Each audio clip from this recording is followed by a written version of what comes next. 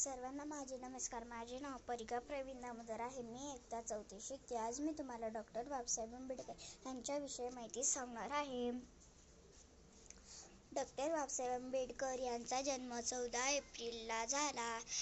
त्यांचे पूर्ण नाव भीमराव रामजी आंबेडकर असे होते. त्यांचे लाडाचे नाव डॉक्टर बाबासाहेब आंबेडकर असे होते. त्यांच्या वडिलांचे नाव रामजी आंबेडकर असे होते व आईचे नाव भीमाबाई असे होते.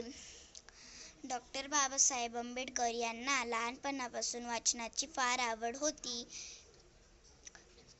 त्यांनी त्यांचे शिक्षण घेण्यासाठी ते बाहेर देशात गेले आणि त्यांचे शिक्षण घेऊन तिथून आले आणि जेव्हा ते आले तेव्हा ते खूप काही मोठे बनले होते. त्यांना त्यांच्या वडिलांनी हे सर्व समजावून पटवून दिले होते. त्यांचे वडील त्यांच्यासारखेच आहे.